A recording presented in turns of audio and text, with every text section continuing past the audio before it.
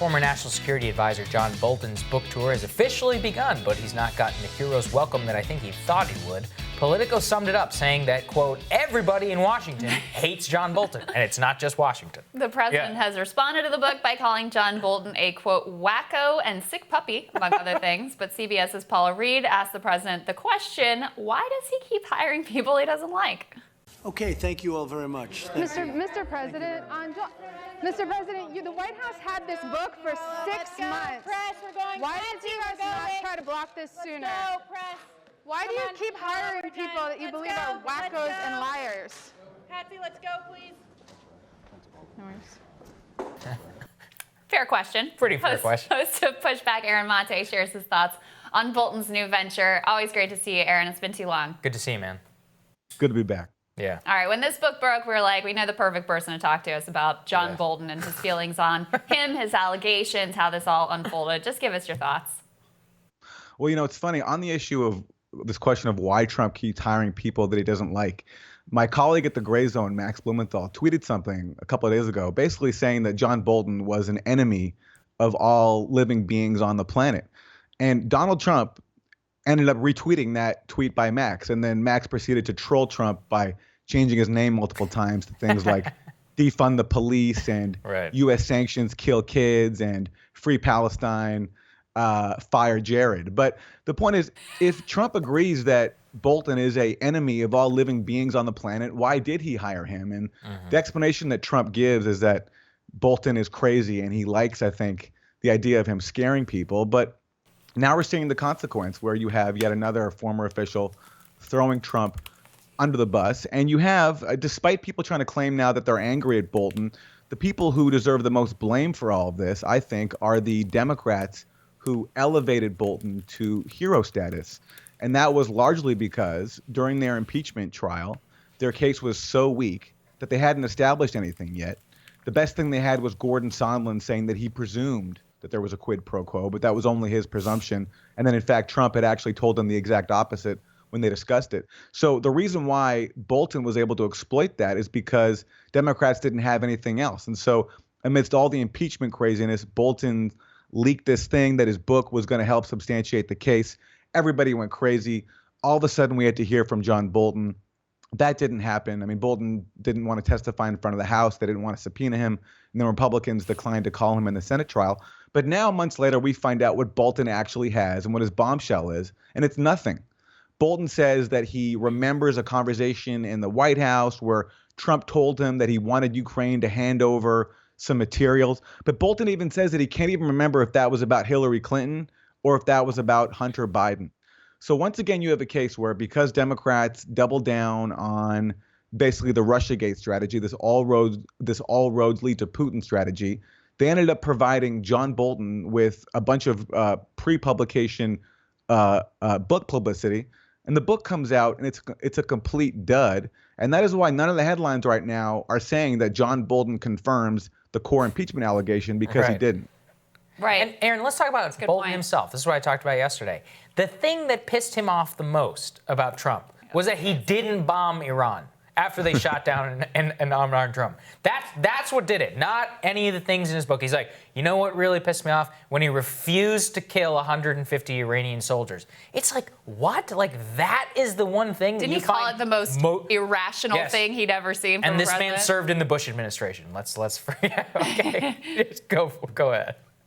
Yeah, that's basically the message of Bolton's book, that Trump, who has been, I think, a very hawkish president, wasn't hawkish enough.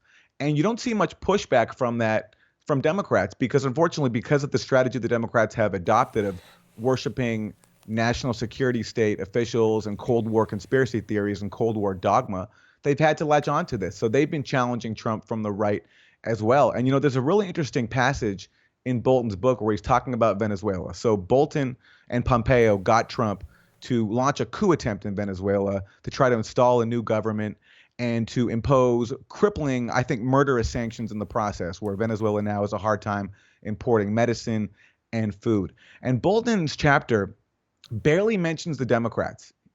He said, and the only time he actually mentions Democrats is when he says that actually support for our hardline Venezuela policy was pretty much uniform on both sides of the aisle. So on this, what I think is an illegal and certainly immoral and murderous attempt to overthrow a foreign government, you have the Democrats not even showing up as putting up any opposition at all. And that's because so many of them either support this policy or didn't think it was worth talking about. And what emerges from Bolton's portrayal is that the biggest opponent internally of Trump's regime change policy in Venezuela was Steve Mnuchin. So if we're relying on Steve Mnuchin to be standing up to, overthrowing foreign governments, we're in big trouble. That's pretty wild. It just speaks to how far to the right Democrats have shifted, on top of them already being a right-wing party, I think, on foreign policy issues, how even more to the right they've gotten. And I think that's a direct outgrowth of embracing, again, this Cold War strategy that Russiagate required. Yeah, it's one of those issues in this town where there's so much agreement. I mean, there's just so much bipartisan overlap. You can barely tell the parties apart oftentimes. I have to read this quote from Trump from his Wall Street Journal transcript of his interview with the Wall Street Journal yesterday, just because it's kind of hilarious. They asked him about John Bolton, and he says, "Within a short period of time, as we all got to know him, because I didn't know him very well, I didn't know him at all before this, I figured, he's a hardliner. I like having a hardliner. He's a hardliner, but I call him a stupid liner because it was so foolish." It's just classic Trump. But what did you make of the Bolton allegations with regards to China? I mean, he didn't have, he didn't think very highly of the level of strategic thinking around the trade policy. He also talked about how Trump called Xi Jinping the greatest Chinese leader in 300 years, maybe of all time. But most significantly, seemed to indicate that Trump had basically given the green light, like, go ahead and do the concentration camps for Uyghur Muslim minority. That's what you should be doing, I think, is essentially what the quote was. What did you make of those allegations? Well, first of all, I'm careful. I don't actually adopt the term concentration camps because to me, that's a term that is associated with the Holocaust, where people were mass murdered. And I don't think from what I know of what's happening in China, I don't think that term, it's fair to apply that term. Certainly there is repression of Uyghurs going on in China, but it's also a complicated issue where I think what you're seeing is neocons like John Bolton, who have their own imperial designs, exploiting internal divisions and unrest to pursue their own aims. And then what ends up happening is we end up discussing it in a really, I think, in a way that is not quite reflective of the reality. And the fact is China is dealing with an extremist problem in Xinjiang, and it's cracked down, I think you can say, harshly.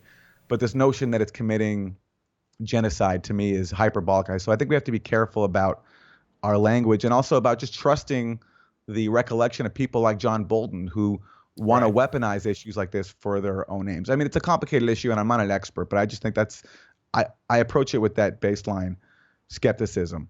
But yeah, look, it's possible that Bolton is being correct. I mean, other people have said that conversation didn't happen, so I don't know. But Trump has an affinity for authoritarianism, and I could see Trump signing on to that. But what I'd be cautious about overall doesn't seem like he has deep concern over human rights, I think it's fair to say, in this conversation. I mean, this is one of those things where, like, Trump's not a good actor, Bolton's not a good actor, so when you have these allegations, you're like, who knows? You're like, who do you believe? Exactly. Yeah. I just in the context of issues like this, I just certainly be skeptical of adopting the framework of someone like John Bolton, who has an agenda that is, as you say, has no concern at all for human rights. Yeah, well, I think that's right. All right, Aaron, thank you so much for joining us. Really appreciate your insight. Great to have you back, Aaron. Good to see you. Thanks for having me. Next on Rising, our conversation with the director and the executive producer behind Netflix's documentary series focusing on Jeffrey Epstein's life and enablers when Rising continues.